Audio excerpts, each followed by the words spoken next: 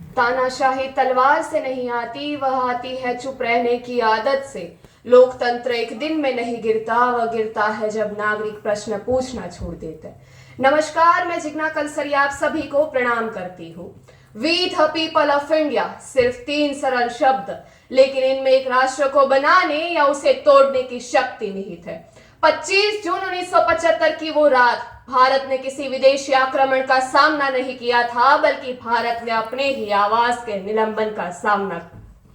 मौलिक अधिकार स्थगित कर दिए गए, प्रेस पर सेंसरशिप लगा दी गई और विपक्षी नेताओं को जेल में डाल दिया गया। क्या होता है जब नागरिक प्रश्न पूछना छोड़ देते हैं? क्या होता है जब मतदान करना वैकल्पिक समझ लिया जाता है? और क्या होता है जब लोकतंत्र पर खतरा आता है? लोकतंत्र कमजोर पड़ जाता है। और यही भारतीय लोकतंत्र का सबसे बड़ा सबक है।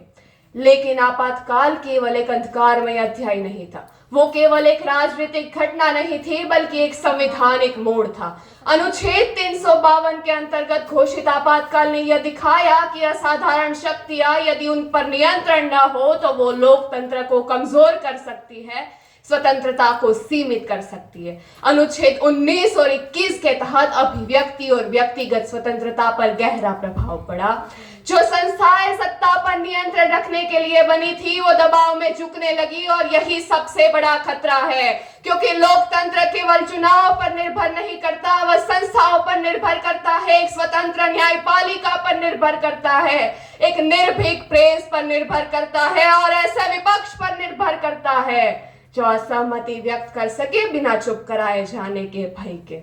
लेकिन इस इतिहास का एक दूसरा पक्ष भी है। जब 1977 में चुनाव बहाल कर दिए गए, तब भारत की जनता ने न क्रोध से, न हिंसा से, बल्कि अपने वोट से उत्तर दिया और उस वोट ने सरकार बदल दी। उस क्षण ने एक असाधारण सत्य सिद्ध किया कि भारत में सर्वोच्च सत्ता किसी नेता के पास नहीं, बल्कि भारत की जनता के पास है।